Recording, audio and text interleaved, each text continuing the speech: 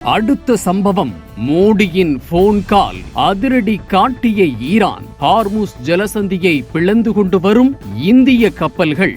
கடந்த மாதம் 28ஆம் தேதி ஈரான் நாட்டின் மீது அமெரிக்கா மற்றும் இஸ்ரேல் ஆகிய நாடுகள் இணைந்து நடத்திய கூட்டு தாக்குதலானது மத்திய கிழக்கு ஆசிய பகுதியில் பெரும் போர் சூழலை உருவாக்கியுள்ளது. தற்போது இந்த மோதல் 4வது வாரத்தை எட்டியிருக்கும் நிலையில் இதன் தாக்கம் உலக நாடுகள் முழுவதிலும் எதிரொலிக்க தொடங்கியுள்ளது. குறிப்பாக ஈரான் ஹார்முஸ் நீரிணையை மூடியதால் வளைகுடா நாடுகளில் இருந்து ஆசிய நாடுகளுக்கு வரவேண்டிய கச்சா எண்ணெய் மற்றும் எரிவாயு விநியோகம் கடுமையாக பாதிக்கப்பட்டு சர்வதேச அளவில் எரிபொருள் தட்டுப்பாடு ஏற்படும் அபாயம் உருவாக்கியுள்ளது.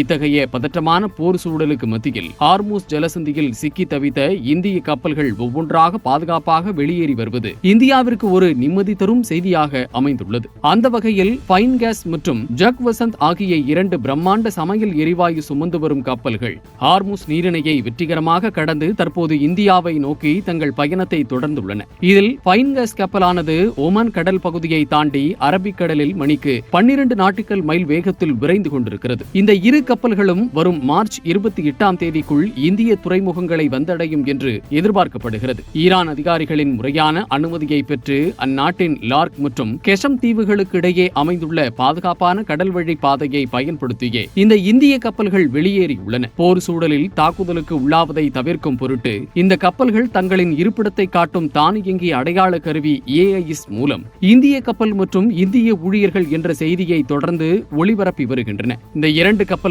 இணைந்து சுமார் 92,612 டன் எடை கொண்ட சமையல் எரிவாயுவை சுமந்து வருகின்றன. இது இந்தியாவின் ஒட்டுமொத்த ஒரு நாள் தேவையை முழுமையாக பூர்த்தி செய்ய போதுமானது என்பது குறிப்பிடத்தக்கது. கடந்த பிப்ரவரி 28 அன்று போர் தொடங்கிய காலத்திலிருந்து சுமார் 22 இந்திய கப்பல்கள் இந்த பதற்றமான பகுதியில் சிக்கியிருந்தன. இந்த இக்கட்டான நிலையில் இந்திய பிரதமர் நரேந்திர மோடி அவர்கள் ஈரான் அதிபருடன் நேரடியாக பேச்சுவார்த்தை நடத்தியதை தொடர்ந்தே இந்திய கப்பல்களுக்கு பாதுகாப்பான வழித்தடம் கிடைத்து இந்திய மாலுமிகள் மற்றும் சரக்குகளின் பாதுகாப்பு உறுதி செய்யப்பட்டுள்ளது.